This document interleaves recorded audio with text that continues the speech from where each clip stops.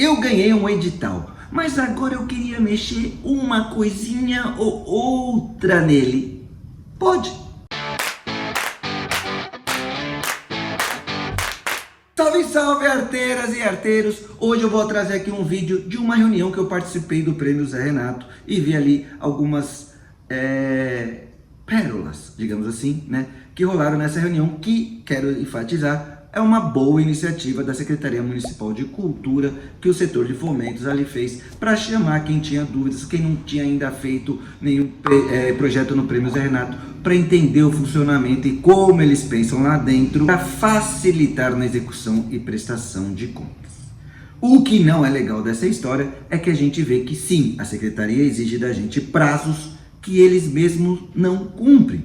E não por culpa dos funcionários, que são poucos funcionários. Mas, se vocês não conseguem entregar excelência, por que pedem excelência para os proponentes? Acho que a gente tem que entender um meio termo, nem tanto a Davi, nem tanto a Golias, para que a gente consiga aí executar os projetos e também não sermos atropelados pelos prazos da Secretaria, que muitas vezes mandam documentação para a gente pedindo para ser entregue em 24 horas. Se a Secretaria não consegue atender e a gente entende a situação dos funcionários, acho que falta um pouco de flexibilidade ali da Secretaria para lidar com os proponentes também, nessas dificuldades que a gente vê que muitos têm, quando principalmente são marinheiros de primeira viagem nos editais. Mas a iniciativa é muito legal, mas também mostrou quanta coisa muito primária acabam se pedindo em projetos, em alteração de projetos na Secretaria de Cultura. Na teoria, tudo pode ser alterado, mas na prática tem coisa que nunca deveria ter sido alterada. Por exemplo, vamos falar de coisas básicas, o orçamento, tanto que a gente vê que o próprio país erra o seu orçamento, então nada mais justo que um proponente erre o seu orçamento. E tudo que eu vou falar agora não quer dizer que seja aprovado pelas secretarias aí da sua cidade ou estado, mas são praxes. Por exemplo, a gente pode mexer ali, tirando exceto cachês, de 10% a 20%, e se muda um pouco da gestão de quem está vendo o seu projeto, de uma linha para outra. Vamos supor, eu tenho 3 mil de transporte e está faltando ali R$1.000 de alimentação, ou vai, R$500 de alimentação. Então eu posso pegar a minha linha ali de transporte, descontar 10%, mais ou menos, uns deixam 10%, outros 20%, então R$300, e passar, se a minha linha também não subir mais de 10%, para alimentação. Mas isso tudo, algumas leis vão pedir que seja feita com o aval da secretaria, outras vão dizer que até 10%, 20% você pode fazer sem falar para eles, só tem que estar tudo na prestação de contas. Mas isso, volto a dizer, muda de regra para regra, de secretaria para secretaria, de edital para edital. Mas esse orçamento você pode mexer, exceto cachês. Mas o que ficou assim que a gente tem que chamar a atenção? Uma coisa, por exemplo, a Secretaria Municipal de Cultura fala muito em núcleo artístico. Gente, se você montou um núcleo para propor um projeto, a gente entende, né? A Secretaria entende que esse projeto foi pensado por essas pessoas. Como você pode querer trocar alguém de um núcleo artístico?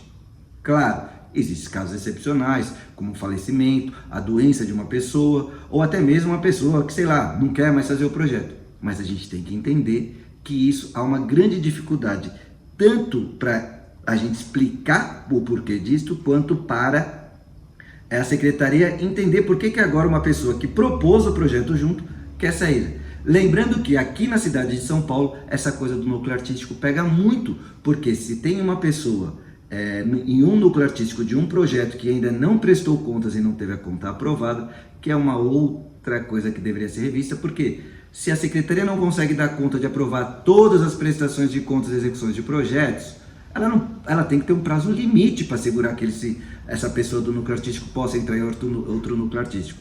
Porque tem atrasos absurdos e a pessoa já fez o projeto, já entregou tudo, já não tem mais dinheiro e não pode propor outro, nem outros editais muitas vezes. Porque uma pessoa de um núcleo artístico não pode estar em outro até que seja liberada deste primeiro. Então, eu acho que tem que se tomar muito cuidado e ter justificativas muito plausíveis e evitar, a princípio, né? Mas se não, justificativas muito plausíveis para ser alterada a pessoa de um núcleo artístico. E, pelo amor de Deus, se a pessoa não entende o que é núcleo artístico, não coloque essa pessoa no seu núcleo artístico. porque teve projetos que pegaram pessoas que desconheciam toda a legislação de edital, colocaram no núcleo artístico, e depois numa outra edição, outro grupo chamou essa pessoa, que também desconhece de núcleo artístico, e colocou em 2 projetos. Quando a Secretaria de Cultura viu isso, fez o quê? Pediu para os 2 projetos devolverem o dinheiro. E não está errado. Errado está quem não explicou para a pessoa que trouxe para o seu núcleo artístico o que é núcleo artístico. Então a gente tem que deixar isso, ter muita calma com esse termo aqui na cidade de São Paulo e em outras cidades e estados que podem usar esse mesmo entendimento.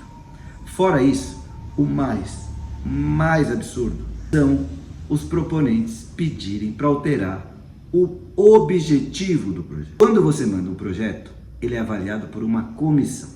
Depois que se acabou a comissão, já foi desfeita a comissão, você entra para a execução.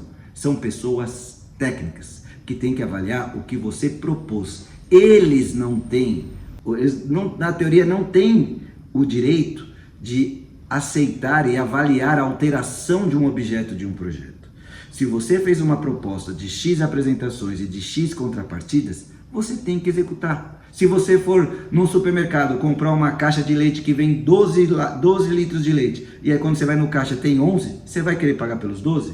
Então não dá para a secretaria aceitar isso. Se você tem que colocar dinheiro do bolso porque você fez um mau orçamento, aí é outro problema, mas é sua responsabilidade fazer aquele objeto e aquelas contrapartidas serem executadas dentro do orçamento e do cronograma previsto. Não vou falar que não existe nenhum outro caso, porque agora eu não consigo nem imaginar, mas vamos supor que existe algum caso que você tenha que pedir. Mas a gente tem que entender o quão difícil é isso para o setor, para poder alterar um objeto de objetivo ou de contrapartida, já que você mensurou isso e foi avaliado por uma comissão. Imagina quantas pessoas ficaram de fora e deveriam ter entrado se o seu projeto tivesse ido com o que você está pedindo para alterar, ao invés do que foi aprovado. Isso é muito confuso.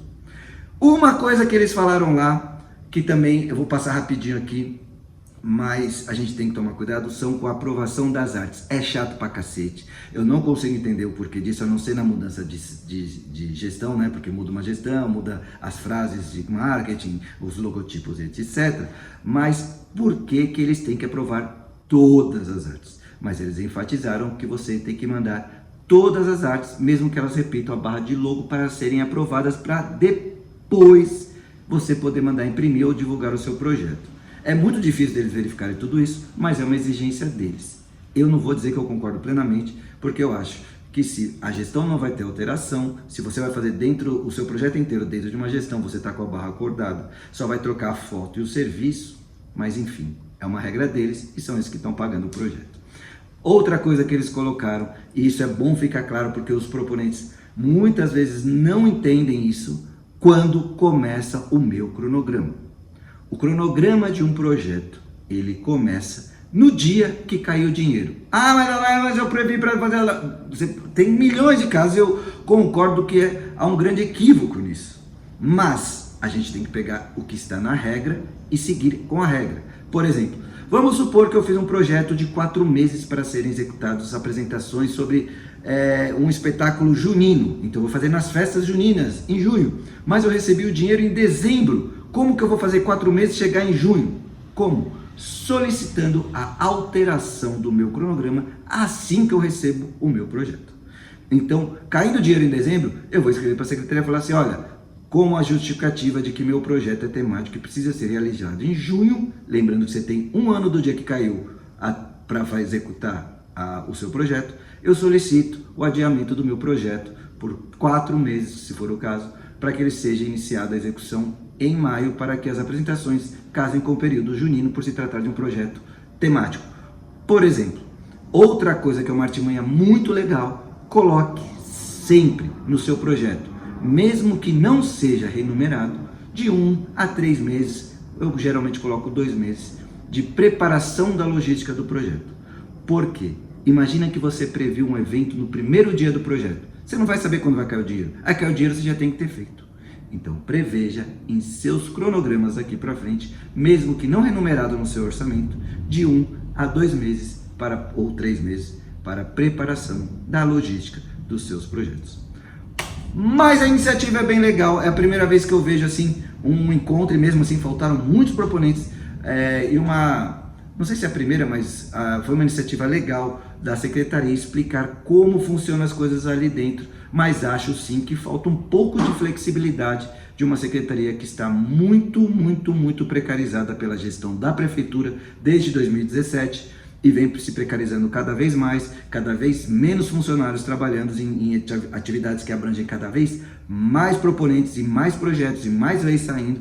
Então, se vocês não entregam excelência, não pode exigir excelência dos proponentes. Não deveriam, mas enfim, a gente tem que jogar as regras do jogo com quem dá as regras, e infelizmente é o mesmo setor que dá as regras de um jogo que eles não conseguem acompanhar.